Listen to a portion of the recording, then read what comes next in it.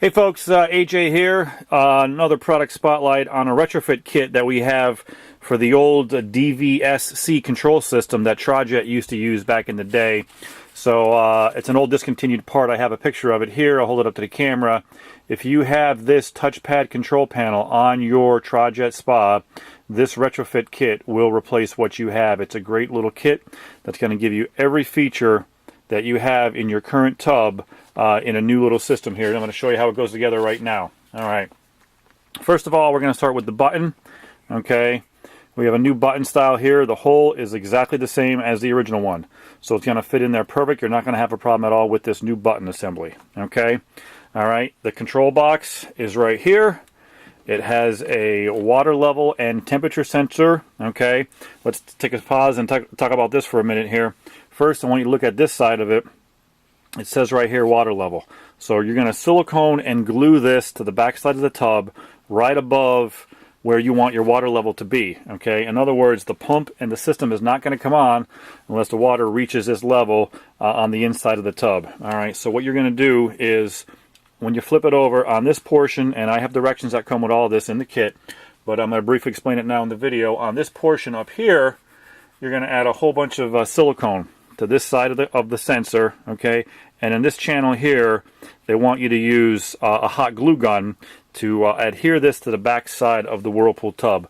Make sure wherever you're adhering it to is a nice clean section of the tub, okay? And very, very important, this is the temp sensor chip. So do not get any silicone or hot glue on that chip right there, okay? And what you're going to do is you're going to hold that for about 30 seconds to a minute or so against the back of the tub until that adheres, okay? And then give it a good 5 or 10 minutes to dry before you add water to the tub.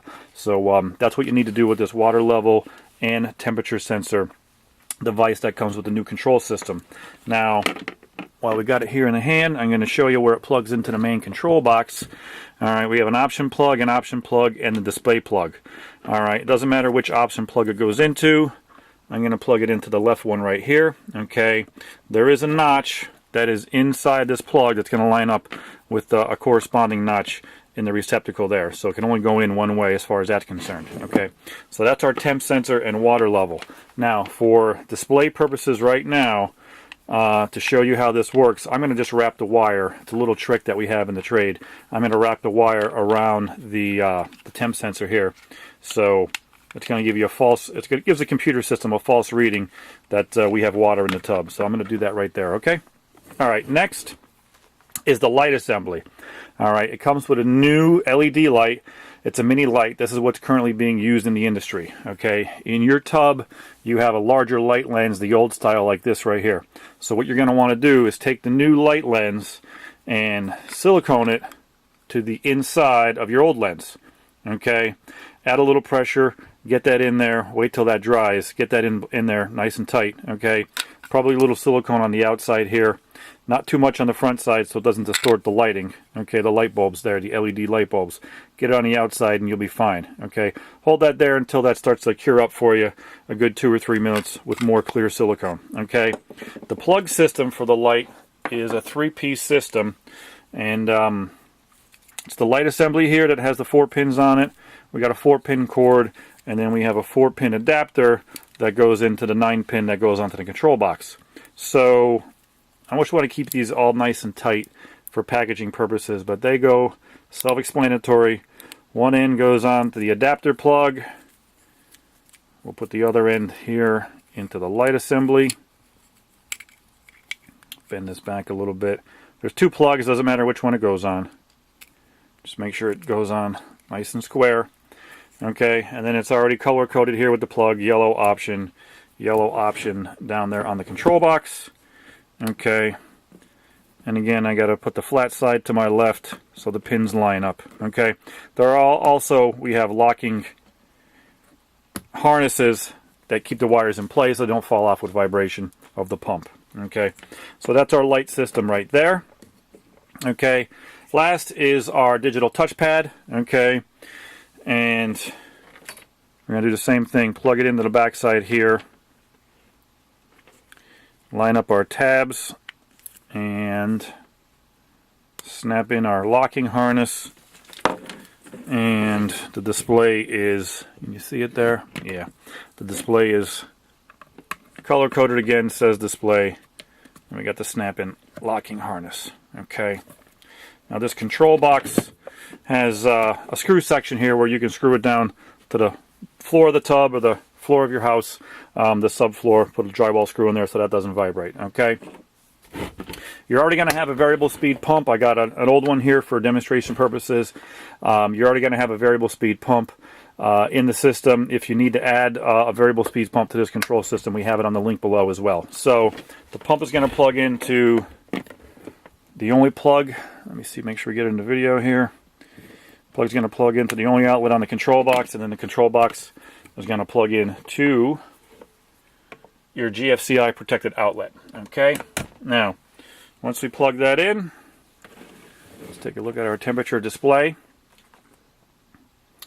It's going to initiate and do its initial boot up sequence. Okay. Once it goes through all that, it's going to display the current temperature, which in our workbench area here is 72 degrees. Oh, 73 degrees. Now, we have a lot of different features here. Let me turn off one of the sight lights here so you can get a good appreciation of the digital light that we're now using, which is real nice. So our light button here is on the right hand side. Okay. And it's got a couple different light shows to it, which is nice. Okay. We got a clear one. We hit it again, it goes off. I hit it again, it goes back on again. Okay, so there's a couple different light shows as far as that's concerned. And now it's going into a color wheel. It just went blue. Eventually it's going to go green, and then through a different color sequence as well, which is real nice. Okay, so I'm going to let that run while I'm demonstrating the pump. Okay, now the pump's going to get loud here, folks, so I apologize. All right. So the pump is a variable speed system. Okay, we're going to go from 6. You get 6 different speeds. Okay, and you're going to hear it go from 6 all the way down to 1. And I'm going to hold the button down. And once I get down to 1, it's going to pause for a second, and then it's going to say WA for wave. And there's a wave motion too. Okay, so this pump's going to get really loud. You're not going to hear my voice, but we're going to add some annotations to the video so you know what's going on. All right. So first thing we're going to do is we're going to turn our pump on.